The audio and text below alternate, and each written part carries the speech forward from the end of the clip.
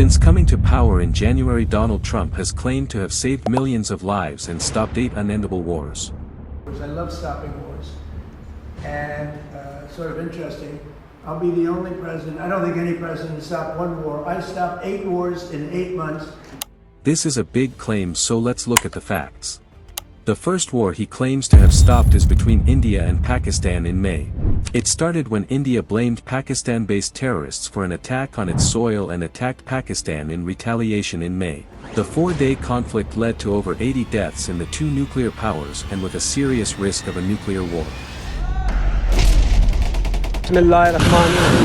Today, Trump's team played a mediatory role using trade and sanctions as carrots and sticks and was the first one to announce the ceasefire on his social media.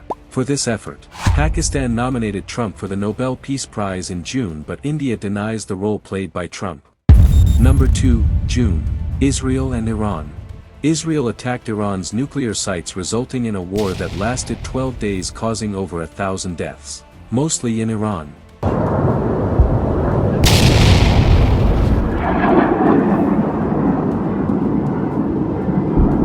Trump ended the war by attacking Iran and forcing a ceasefire mediated by the US. Despite initial violations, the ceasefire has held. The third war is between Rwanda and the DRC. The war started in 2002 when Rwandan forces entered the DRC to provide support to the M23 rebel group, often fighting alongside them against the Congolese military. The conflict has resulted in over 7,000 deaths and more than 600,000 displaced. A peace agreement was signed in June which reduced tensions, but the deadly fighting still continues. July 2025. Cambodia and Thailand. A long-standing dispute over the border was reignited in July when a Thai soldier lost a leg after stepping on a landmine, which led to armed conflict. In the ensuing violence, around 300 people died and over 250,000 people were displaced. Trump threatened to stop trade negotiations and impose sanctions if the 2 countries did not agree to a ceasefire, to which they did. The fighting has stopped, but the tensions remain. Armenia and Azerbaijan. In August, a 3-decade-long conflict over disputed territory was moved towards a resolution with the signing of a peace agreement between the 2 countries at the White House. Trade deals were used as carrots to make the parties agree to a deal. Around 50,000 people have died in this war. The next conflict is between Kosovo and Serbia. The tensions have been going on for decades, which results in sporadic violence. However, Trump said that the 2 countries were on the cusp of war shortly before the Economic Normalization Agreement was signed, which helped lower tensions between the 2. The 7th involves Egypt and Ethiopia. This not a war, as the 2 sides haven't fought each other. There is a disagreement over Ethiopia's dam, Grand Ethiopian Renaissance Dam, GERD, on the Nile, which was completed this summer. Egypt claims it will disrupt its fresh water flow. Trump promised to resolve the issue, however no agreement has been reached to resolve differences.